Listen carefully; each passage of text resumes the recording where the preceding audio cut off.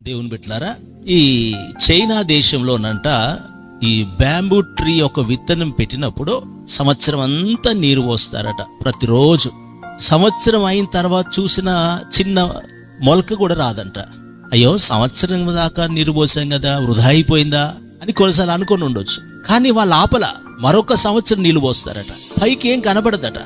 మనమైతే నిరుత్సాహపడిపోయి 2 సంవత్సరాలు ఇంత కష్టపడ్డా, ఇంత కన్నీరు కార్చా, ఇన్ని నీళ్లు పోసాను, ఇంత కష్టపడ్డా, ఫలం బయటికి కనబడట్లేదు కదా ఆపేస్తాం. 3వ సంవత్సరం మరలా అలాగే చేశారట, ఏ ఫలం లేదు. 4వ సంవత్సరం మరలా నీళ్లు పోసారట. ఈ సత్యం ఏంటంటే 4 సంవత్సరాల తర్వాత కరెక్ట్గా 4 వారాల్లో ఆ చెట్టు 80 అడుగుల ఎత్తుకు అది పెరుగుతుందట. దేవునికి మహిమ కలుగునగాక. మనము ఒక విషయంలో కన్నీరు కారుస్తూ ఉన్నాం. ఆ కన్నీరు దేవుడు కొలిచి ఒక బుడ్డిలో దాస్తూ ఉన్నాడు. దాచి ఆ కొలత కవలిలో ఒక పుస్తకంలో రాస్తున్నాడట. ప్రభు వచ్చి దాన్ని చూస్తాడు.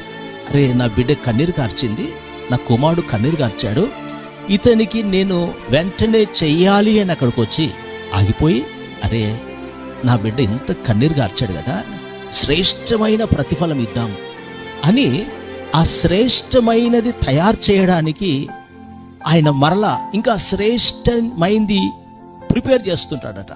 ఇంతకాలం కన్నీరు గార్చా, ఇంకా ప్రభు కనికరించట్లేదే అనుకుంటాం. కానీ మన కన్నీరుకు తగిన శ్రేష్టమైనది ఇవ్వాలని ప్రభు సిద్ధపడుతూ ఉంటాడట. నీళ్ళ బుడ్డి నిండిపోయింది.